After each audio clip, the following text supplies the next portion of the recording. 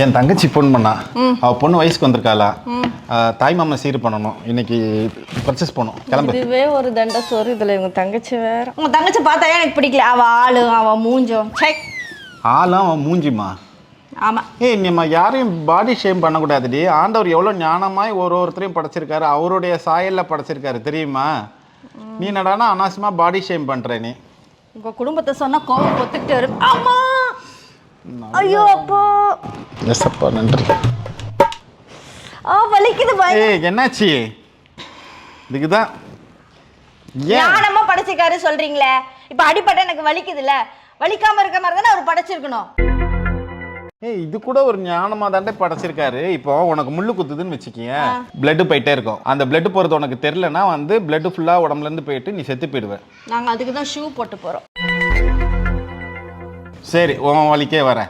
நல்ல கறி, மீன், மட்டன் திங்கிறல்ல, அப்போ சாப்பிட சமயம் தெரியாம நாக்கு கடிச்சிக்கிறல்ல. ஆமா. அப்ப நாக்கு கடிக்க சமயம் உனக்கு வலி இல்லைன்னு வச்சுக்கோ, நீ மட்டன் நினைச்சு உன் நாக்கை சேர்த்து தின்று, அப்புறம் தான் அப்புறம் நீ. ஆமா, நாக்கு செருப்புலாம் கூட போட முடியாது. கரெக்ட். அதனாலதான் அவர் நல்லா சூப்பரா படைச்சிருக்காரு. ஞானமா படைச்சிருக்காரு. ஏசப்பா, என்ன மன்னிச்சிருங்க, நான் தெரியாம சொல்லிட்டேன். Thank you Jesus. புருஷன்கிட்டயே மன்னிப்பு கேளு கொஞ்சம். மன்னிச்சிருங்க.